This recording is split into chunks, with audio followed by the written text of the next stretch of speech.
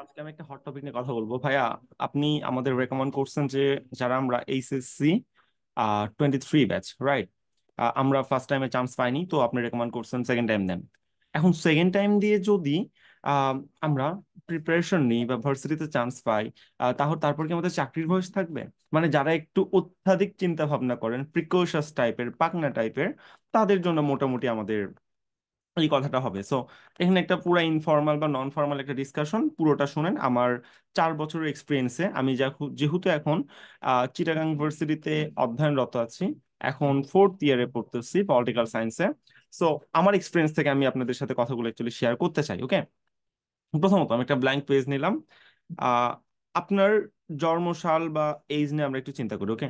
একটা ছেলে এইচএসসি, মানে এইচএসসি 12 ক্লাস যেটাকে বলে, এইচএসসি পরীক্ষা দেয় হইলো, ধরেন সব মিলায়া 18 বছর বয়সে, নর্মালি এরকমটা আর কি হয়, ওকে? এখন এখানে সার্টিফিকেটের বয়স মেইন বয়সের মধ্যে ঝামেলা টামেলা আছে। তো ধরলাম আপনার সার্টিফিকেটে বাবা মা বয়স কমাই দেয়নি, মেইন বয়সই আছে। তো মেইন বয়স হিসেবে আপনার বয়স এখন কত হওয়া উচিত ভাই? 19 অথবা 20-এর মাঝামাঝি হওয়া উচিত। এখন আপনি সেকেন্ড টাইমের জন্য আপনার আরেক বছর পিছায় যাবেন, তাই না? ওকে, তাহলে 20 না হয়ে আপনার বয়স হয়ে যাবে হলো 21, যখন আপনি কোন একটা পাবলিক ভার্সিটিতে ভর্তি হবেন, ওকে? এখন একটা ভার্সিটিতে অনার্স কমপ্লিট করতে, অনার্স কি কোনো একটা সাবজেক্টের উপর বিশেষজ্ঞতা লাভ করা, এটাকে অ্যাকচুয়ালি অনার্স বলা হয়। যেমন ধরেন আমি আছি হলো পলিটিক্যাল সায়েন্সে, POLITICALSCIENC, ওকে? আমি আছি এখন পলিটিক্যাল সায়েন্সে। তো আমার পলিটিক্যাল সায়েন্সে অনার্স শেষ করতে চট্টগ্রাম ইউনিভার্সিটিতে লাগবে হইলো 4 বছর। 4 বছর তো লাগে না, অ্যাকচুয়ালি হলো 3 বছর 10 মাস, এরকম একটা সময় মোটামুটি লাগে, ওকে? তো ফাইন, খুব ভালো কথা। এখন আহ ধরেন আমার জায়গায় আপনি আছেন, আপনার বয়স হলো 21, অনার্স কমপ্লিট করতে আরো লাগবে হলো 4 বছর, তাহলে 21 4 কত হলো? 25, ওকে? এখন আমরা চলে আসি সরকারি চাকরির ব্যাপারে, কারণ দিন শেষে বেশিরভাগ মানুষ তো সরকারি চাকরি চিন্তা করে, বিজনেসের চিন্তা যারা করে তাদের হিসাব আলাদা। তো সরকারি চাকরির সর্বশেষ বয়স কত? 30। আর আপনি যদি মুক্তিযোদ্ধার সন্তান হন, তাহলে আপনি 32 বছর, সন্তান বা নাতি নাতনি হলে, মুক্তিযোদ্ধা করা থাকলে 32 বছর বয়সেও আপনি আসলে চাকরিতে ইন করতে পারবেন সরকারি চাকরিগুলোতে, ওকে? তাহলে আপনি 25-এ অনার্স কমপ্লিট করলেন। অনার্স ব্যাপারটা এমন একটা ডিগ্রি বা যোগ্যতা, আপনি যদি যে কোনো একটা ফার্স্ট ক্লাস বা সেকেন্ড ক্লাস চাকরিতে অ্যাপ্লাই করতে চান, তাহলে আপনার এই ডিগ্রিটা থাকতে হয়, মানে মিনিমাম অনার্স কমপ্লিট করতে হয়। তাহলে এরপর আপনার হাতে আর টাইম কত মাস আছে? মাস বলতে আসলে 60 মাস আছে, অর্থাৎ 5 বছর আছে। তো এই 5 বছরের মধ্যে আপনার চাকরিতে ঢুকতে হবে, অর্থাৎ যেটা বাংলাদেশের সোনার হরিণ, যেটাকে আসলে বিসিএস বলি, সিভিল সার্ভিস যেটাকে আর কি বলি, এইখানে যদি আপনি ঢুকতে হয়, তাহলে আপনি 30 বছরের পর আর কখনো ঢুকতে পারবেন না। তার মানে আপনার হাতে এখনো 5 বছর সময় থাকবে, যে এই 5 বছর আপনি আসলে প্রিপারেশন নেবেন, প্রিপারেশন নিয়ে পড়াশোনা করবেন। পড়াশোনা করে একটা চাকরিতে ঢুকে যাবেন। এখন এখানে আরো কিছু কোশ্চেন থাকে। আপনি যে 4টা বছর অনার্স করতেছেন, নর্মালি বাংলাদেশের যে অবস্থা, ওই সময় থেকে কিন্তু মানুষ আসলে চাকরির প্রিপারেশনটা নিয়ে থাকে। যেমন আমি অনার্স থার্ড ইয়ার থেকে এবার ফোর্থ ইয়ারে উঠবো আর কি, বা পড়তেছি যেটা বলা যায়। আমি কিন্তু চাকরির প্রিপারেশনটা বা আমার ফিউচার যে প্ল্যান, সেই অনুযায়ী আমি আর কি আগাচ্ছি। আমার কি প্ল্যান, এটা তো আপনাকে জানাই কোনো লাভ নাই, তাই না?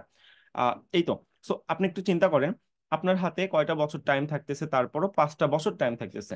এখন 5 বছর পরেও যদি আপনি কোনো একটা চাকরি না পান, কোনো একটা জায়গায় নিজেকে সেটেল করতে না পারেন, এটা কার ব্যর্থতা? এটা আপনার নাকি অন্য কারো? 5 বছর পরেও যদি আপনি চাকরি না পান, তাহলে আপনার যেই 1 বছর লস যাচ্ছে, অর্থাৎ নর্মালি আপনার টাইম পাইতেন হলো 6 বছর, সেকেন্ড টাইম দেওয়ার জন্য চাকরির জন্য টাইম পাচ্ছেন হলো 5 বছর। এই 1 বছরে আপনি কিছু শিখতে পারবেন না, যদি এই বাকি 5টা বছরে কোনো কিছু শিখতে না পারেন, তাই না? এখন আমি কিছু সম্ভাবনার কথা বলি, যেটা বাংলাদেশের টপ নচ অ্যাচিভমেন্ট, ওইটা নিয়ে আমি অ্যাকচুয়ালি কথা বলতে চাই। তাহলে ব্যাপারটা ভালো হয়, রাইট? বিসিএস, চিন্তা করেন তো, বিসিএস এ কোন ভার্সিটি থেকে কতগুলো চান্স পাচ্ছে, আপনি একটু চান্স পাচ্ছে বা চাকরির সুযোগ পাচ্ছে বা টপ ক্যাডারের মধ্যে যাচ্ছে, একটু মনে করে দেখেন তো, দেখেন। আমি যদি চিন্তা করি, এখানে ঢাবি, ঢাবি থেকে সবচেয়ে বেশি স্টুডেন্ট যায় মোটামুটি। ঢাবি থেকে যদি আমরা বলতে যাই, 700 প্লাস প্রতি বছর বিসিএস এ দেখা যায় যে জয়েন করেন, ওকে? এবার বুয়েট, এরপর আসে বুয়েট, চবি, রাবি, এটসেট্রা এটসেট্রা, ওকে? আমি চবির কথা চিন্তা করি, চবি থেকে ধরেন ক্যাডার হয় হলো প্রতি বছর 150 থেকে 300, ওকে? চিন্তা করেন একটু। এখন চবিতে সব মিলে স্টুডেন্ট কত, আমি যদি সেইভাবে হিসাব করি, দেখা যাবে যে 50,000, মানে সবগুলো সেশন মিলায় যত, যদি ভার্সিটিতে অ্যাপ্লাই করে, মানে ভার্সিটির সবগুলো সেশন মিলায় যদি বিসিএস অ্যাপ্লাই করে, ওকে? এই ধরেন সাপোজ 50,000 বা এত তো পরীক্ষা দেয় না, পরীক্ষা দিলো 20,000। এই 20,000 থেকে 300 জন স্টুডেন্ট কোথায় যাচ্ছে? আহ বিসিএস এ যাচ্ছে। এখন আপনি ধরেন ন্যাশনাল ভার্সিটিতে পড়তেছেন, ঠিক আছে? ন্যাশনাল থেকে সাকসেস রেটের দিকে আমরা একটু তাকাই। ন্যাশনালে 4.5 লাখ, 4.5 লাখ মানুষজন আছে। তার মধ্যে বিসিএস এ যাই 50 জন, 100 জন। কোথায় 20,000-এর মধ্যে 300, কোথায় 4.5 লাখের মধ্যে 300 যাচ্ছে। তুমি একটু নর্মালি চিন্তা করো। তাহলে তুমিই বলো, তুমি তোমার সম্ভাবনা বা পসিবিলিটি যেটাকে বলে এটা তুমি উন্মুক্ত করবা না কেন? কেন তুমি প্রিপারেশন নিবা না? আমি কখনোই বলতেছি না যে ন্যাশনাল ভার্সিটি খারাপ বা এটসেট্রা এটসেট্রা, বা প্রাইভেট ভার্সিটি খারাপ। আমি বলতেছি ভাই, তোমার একটা সুন্দর, সেফ একটা প্লেস দরকার, যেই প্লেসে এনভায়রনমেন্ট পাবা, পড়াশোনার মানুষজন পাবা, এবং তুমি নিজেকে উপর দিকে এগিয়ে নিয়ে যেতে পারবা। ওকে? তো সেফ প্লেসটা কিভাবে কাজ করে, যেমন ধরো আমাদের পাবলিকের যে মৌসুমটা আর কি, যেহেতু আমরা থার্ড ইয়ার থেকে ফোর্থ ইয়ারে উঠে গেছি, সবাই বিসিএস এর বই নিয়ে পড়াশোনা শুরু করছে। তুমি যখন লাইব্রেরিতে যে তোমার ক্লাসে যে দেখবা যে সেখানে 50 জন বিসিএস এর পড়া পড়তেছে, তোমার কি একবার খুলে বইটা দেখতে ইচ্ছা হবে না, যে আমি একটু খুলি তো, দেখি তো ওরা কি, দেখি কি পড়ে?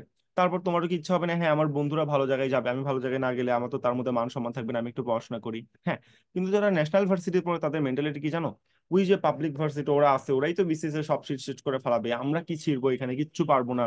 তারপরে আরো মানে, মানে ফ্যামিলিতে তোমার ত্যাগ তিতিক্ষা, সমাজের বৈষম্য, এই জিনিসগুলো নিয়ে তোমার আসলে দেখা যায় যে মেন্টালিটি আর স্টেবল থাকে না। তুমি আসলে দিন শেষে মানে একটা অন্যরকম বেকারত্ব ভুগতে শুরু করো। তাই আমি তোমাকে বলবো ভাই, দেখো তোমার হাতে যেহেতু টাইম আছে, ঢাকা ভার্সিটি বাদে বাংলাদেশের যতগুলা ভার্সিটি আছে, রাবি, চবি, বিউপি, জিএসটি, তারপর বিউপি, জিএসটি, কি বাদ দিলাম, জাহাঙ্গীরনগর ভার্সিটি, সবগুলা ভার্সিটিতে ভাই সেকেন্ড টাইম আছে, সবগুলাতে ফুল সম্ভাবনা আছে। তারপর তুমি কেন সেকেন্ড টাইম প্রিপারেশন নিবা না, আমি আসলে বুঝতেছি না ভাই, কেন নিবা না তুমি? সো এগুলো কথা বাদ দিয়া সেকেন্ড টাইম প্রিপারেশনটা শুরু করে দাও, বেস্ট হবে। আর সেকেন্ড টাইম শুরু করার জন্য তোমাদের মূল হাতিয়ার হলো ইংলিশ কমপ্লিট করা। আমরা জানি ইংলিশে তোমাদের সবচেয়ে বেশি জড়তা। এই জন্য যা করতে পারো যে এই চ্যানেলটা সাবস্ক্রাইব করে, এই যে হোয়াটসঅ্যাপ নাম্বার দেওয়া আছে, এই নাম্বারে আমাকে একটা স্ক্রিনশট দাও যে ভাই আমি আপনার চ্যানেলটা সাবস্ক্রাইব করছি।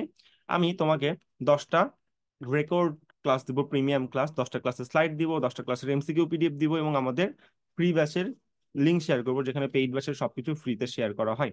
তো এটা তোমার জন্য যা করতে হবে, চ্যানেলটা সাবস্ক্রাইব করে আমাকে হোয়াটসঅ্যাপে একটু মেসেজ দাও। এই তো সব মিলে ব্যাপার। আশা করি এখান থেকে তোমার ইংলিশের হাতে করে শুরু হবে। এইটুকু তুমি যতটুকু পড়বা, এইটুকুর মধ্যে তোমার ইংলিশের 50% সকল ভার্সিটির জন্য কাভার হয়ে যাবে। এটা আমি বড় ভাইয়ের পক্ষ থেকে তোমাদের প্রতি একটা গিফট, গিফটগুলো নিয়ে নিও। এবার যারা এখন থাকবা তাদের জন্য শুধু এই কথাটা, ফ্রি ব্যাচের জন্য ডেসক্রিপশন বক্স চেক করো ইউটিউবে, সেখানে ফ্রি ব্যাচ লিঙ্ক পেয়ে যাবা। এবার এই তো, তুমি যদি মনে করো যে আমাদের সাথে আমাদের ওই 10টা ক্লাস দেখার পর, বা তুমি যদি আমাদের আগে থেকে চিনে থাকো, যদি মনে করো যে আমাদের পেইড ব্যাচে ভর্তি হবে, তাহলে আমাদের দুটো ব্যাচ রানিং, একটা হলো ঢাবি পেইড ব্যাচ, একটা হলো তোমার সেকেন্ড টাইমার পেইড ব্যাচ। দুটো ব্যাচের ক্লাস সম্পূর্ণ আলাদাভাবে হয়। সো এই তো, তুমি ফার্স্ট টাইমার হলে এই ব্যাচ দেখতে পারো, সেকেন্ড টাইমার হলে এই ব্যাচ দেখতে পারো। ইনশাল্লাহ তোমাদের পরিশ্রম কখনোই বিফলে যাবে না। আমরা আছি। এটা হলো ফাউন্ডেশন কোর্স, গুগল মিটে ক্লাস নেওয়া হয়, আনমিউট করে কোশ্চেন করতে পারবা, ক্লাসের রেকর্ডিং দেওয়া হয়, এক্সাম নেওয়া হয়, লিডার বোর্ড আছে, দিন রাত 24 ঘন্টা প্রবলেম সলভিং অ্যাক্সেস সহ যা যা প্রয়োজন বিস্তারিত জানার জন্য তুমি আমাকে হোয়াটসঅ্যাপ নাম্বারে একটু মেসেজ দাও। এবং এই কোর্সে একবার ভর্তি হলে আমাদের নেক্সট আর্টস ইউনিটের সকল কোর্সে ফ্রি অ্যাক্সেস পাবা। এই কোর্স চলবে 2025 সালের শেষ ভার্সিটি ভর্তি পরীক্ষা পর্যন্ত। সবগুলো এখানে কাভার করে দেওয়া হবে, প্রতি মাস হিসাব করলে 300 টাকাও আসে না। বিস্তারিত জানার জন্য এই নাম্বারে একটু যোগাযোগ করিও হোয়াটসঅ্যাপে, আমি আসলে তোমাকে তখন ডিটেলসটা জানাই দিব। আর ডিরেক্ট ভর্তি হতে চাইলে এই নাম্বারে 4,890 টাকা সেন্ড মানি করে আমাকে মেসেজ দাও। ওকে? ওকে, ক্লাস রুটিন আমি তোমাকে একটু দেখাই দিই, ব্যাচের রুটিনটা আমরা কিভাবে সাজাইছি। এটা আমরা ফাউন্ডেশন ফার্স্ট পেজে আসলে এইভাবে তোমার এই যে ইংলিশ, বাংলা, জিকে, এইভাবে আমি রুটিনটা সাজিয়েছি। টোটাল 45টা ক্লাসের মতো হবে ফার্স্ট পেজে। কিন্তু তোমার এখানে আসলে বলতে গেলে 200টা ক্লাসের সময় একটা ক্লাসে তো 2.5 ঘন্টা প্লাস হয়। আর এক্সাম রুটিনটা এইভাবেই তোমাদের এক্সাম নেওয়া হচ্ছে, তুমি দেখতে পাচ্ছ, দেখো টাইম, ডেট, শিডিউল সব দেওয়া আছে। তো তুমি যদি আমাদের সেকেন্ড টাইমের এই সিক্রেট রুটিনটাও নিতে চাও পিডিএফ আকারে, এই নাম্বারে হোয়াটসঅ্যাপে নক দাও, আমি তোমাকে আমাদের রুটিন পিডিএফ দিয়ে দেবো, তুমি সেটা দেখে দেখে একা একাও পড়তে পারবো। আশা করি এটা তোমার অনেক বড় একটা ব্যাকআপ হয়ে যাবে। তোমরা অনেকে চাইছিলে না ভাই একটা রুটিন বানাই দেন, তোমাদের জন্য এটা আর কি। আর আমাদের মেন্টর প্যানেলে দেখো Jahangirnagar varsity, Rajshahi varsity, Dhaka varsity, Chittagong university, সব মেন্টরই আছে, যারা দিন রাত 24 ঘন্টা তোমাদের প্রবলেম সলভিং এ অগ্রণী ভূমিকা পালন করে। ওকে? এই তো। আর আমাদের সাকসেস তো আমি তোমাদের দেখাই দিছি, 305 জন পাবলিকের চান্স প্রাপ্ত, ডিটেলস আমার কমেন্ট বক্সে দেওয়া আছে, সেখান থেকে দেখে নিও।